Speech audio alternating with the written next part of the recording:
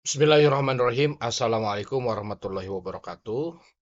Kita lanjut ya hari ini ke soal UKPPG 2024. Baik, langsung saja ke nomor satu. Di sini ada soal pada aktivitas pembelajaran di kelas, guru memberikan soal pada peserta didiknya sebagai berikut.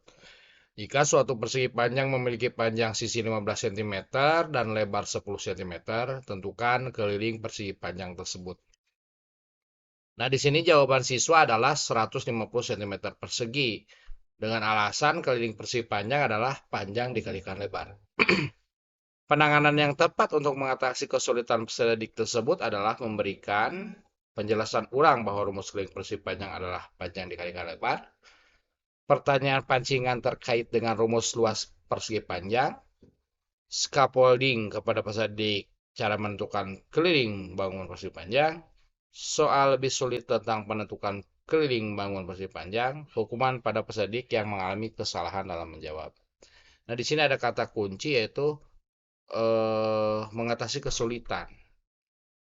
Nah, jawaban yang tepat adalah scaffolding kepada peserta didik, cara menentukan keliling bangunan persegi panjang. Scaffolding itu adalah pembinaan atau arahan kepada peserta didik secara perlahan dan mulai ditinggalkan ketika peserta didik sudah bisa ya.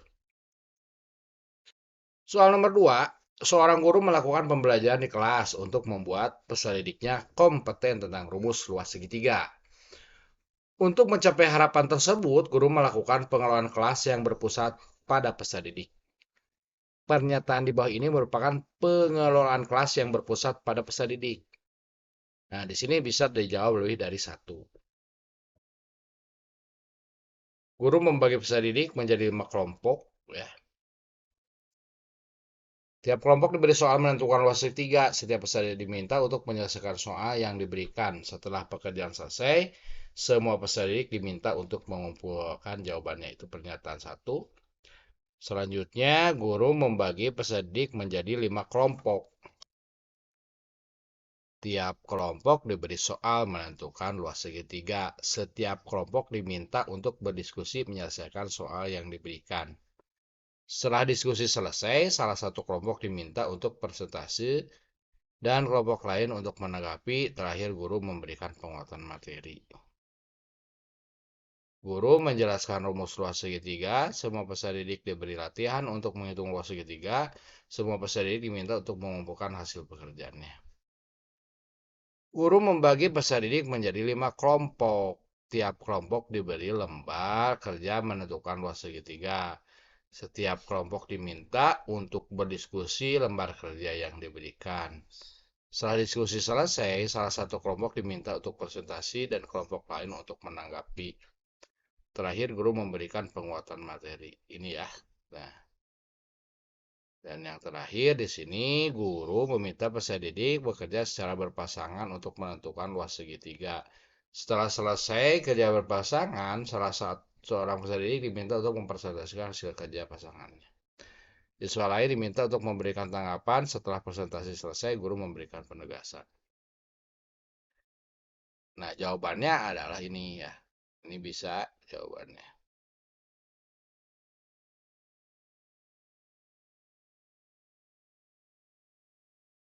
Lanjut, soal nomor 3. Ibu Wati, guru SD, akan membelajarkan materi tentang penerapan luas lingkaran dalam kehidupan sehari-hari. Ibu Wati merencanakan kegiatan pembelajaran secara kolaboratif bersama peserta didik. Kegiatan ini dimaksudkan agar peserta didik memiliki tanggung jawab, kemandirian, mampu bekerja sama dengan anggota kelompoknya dengan baik tanpa ada bullying. Tidak ada pemaksaan kehendak. Dalam perencanaan itu dibicarakan tentang aturan yang harus dilaksanakan oleh peserta didik dalam kegiatan. Aktivitas pendukung, alat dan bahan yang dapat diakses, cara dan langkah kerja untuk menyelesaikan rencana kegiatan secara kolaboratif. Nah, pertanyaannya, model pembelajaran yang dipraktekkan oleh Ibu Wati mencerminkan pemberian kesempatan peserta didik. Di sini tidak ada bullying, tidak ada pemaksaan ya, kata kuncinya. merasa aman dan nyaman dalam pembelajaran, patuh melaksanakan ajaran agama dan rukun dalam pemeluk agama lain, menjadi pribadi yang jujur yang bersikap tidak menyontek, serius dan sungguh-sungguh dalam belajar, baik di kelas maupun di rumah, menempatkan kepentingan orang lain di atas kepentingan pribadi. Tentunya ini jawabannya adalah ini, merasa aman dan nyaman dalam pembelajaran. Soal nomor 4, seorang guru SD merancang desain pembelajaran matematika yang terstruktur sebagai berikut.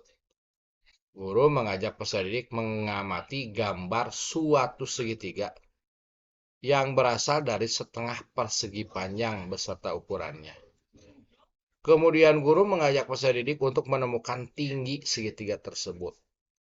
Setelah tinggi segitiga ditemukan, nanti ada persegi, dipotong dan ada tinggi.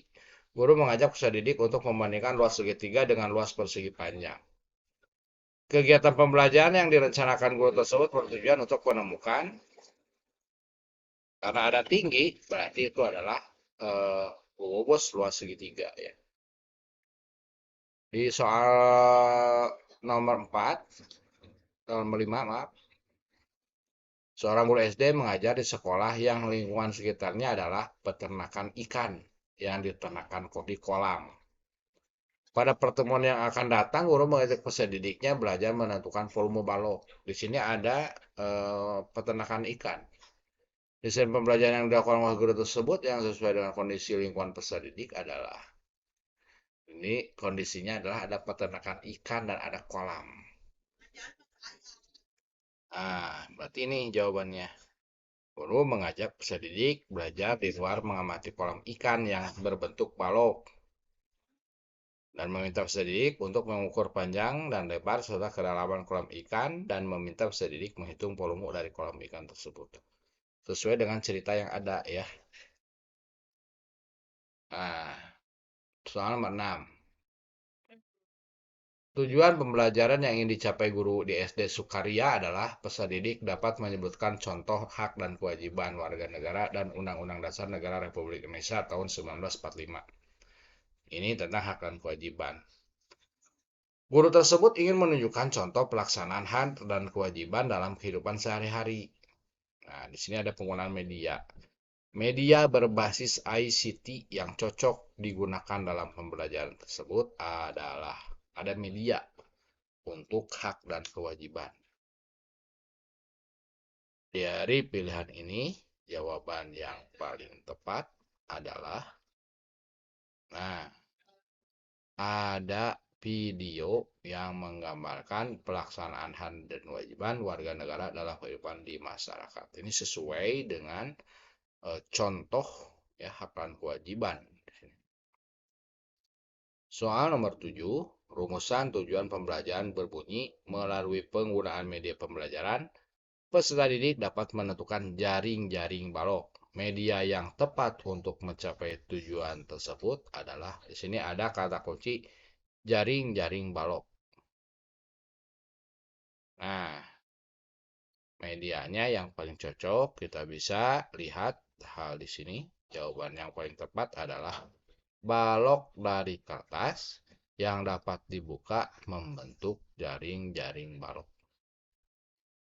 Soal ke-8, seorang guru kelas 4 SD akan membelajarkan mata pelajaran pendidikan Pancasila. Dengan tujuan pembelajarannya, peserta didik mampu menerapkan nilai Pancasila dalam kehidupan sehari-hari.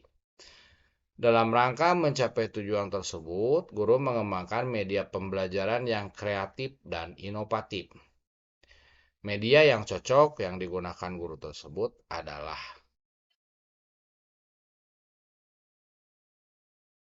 Pancasila ya, menerapkan Pancasila dalam kehidupan sehari-hari. Jawaban yang tepat adalah menggunakan video yang menunjukkan penerapan nilai-nilai Pancasila dalam kehidupan sehari-hari. Nomor 9. Seorang guru SD berharap peserta didiknya mampu menjelaskan dan membuktikan teorema Pitagoras dan triple Pitagoras. Dalam salah satu langkah pembelajaran di kelas, peserta didik diminta untuk menganalisis langkah-langkah pembuktian teorema Pitagoras dengan berbagai cara. Langkah pembelajaran tersebut ditujukan untuk menumbuhkan kemampuan berpikir kritis matematis ya. Menganalisis. Di sini ada menganalisis langkah-langkah. Nomor 10, seorang guru akan mengajarkan keterampilan menulis teks naratif sederhana. Tujuan pembelajarannya itu peserta didik menyampaikan gagasan dan imajinasi secara indah dan menarik dalam bentuk prosa dengan penggunaan kosakata secara kreatif. Berikut desain pembelajaran dirancang oleh guru. 1. Guru menyediakan beberapa alternatif tema, peserta didik memilih satu tema. Peserta didik mengeksplorasi berbagai kosakata yang berkaitan dengan tema yang dipilih. Peserta didik menyusun kerangka teks narasi sesuai tema. Peserta didik mengembangkan kerangka menjadi teks naratif utuh. Peserta didik melakukan fire editing bersama rekan sejawat setelah teks naratif selesai. Nah, untuk stimulus kreativitas peserta didik ketika menulis teks naratif sederhana, strategi manakah yang dapat ditambahkan dalam desain pembelajaran? Nah, di sini ada beberapa pilihan. Jawaban yang paling tepat adalah pada saat mengembangkan kerangka hingga menjadi teks naratif, peserta didik memperhatikan unsur intrinsik, bagian alur, dan ilustrasi sebagai pelengkap. Jadi pada saat mengembangkan kerangka hingga menjadi teks naratif, di sini yaitu menstimulus kreativitas peserta didik. Itu saja untuk sementara soal UKPPG bagian pertama, mudah-mudahan bermanfaat. Jangan lupa like, comment, and subscribe. Assalamualaikum warahmatullahi wabarakatuh.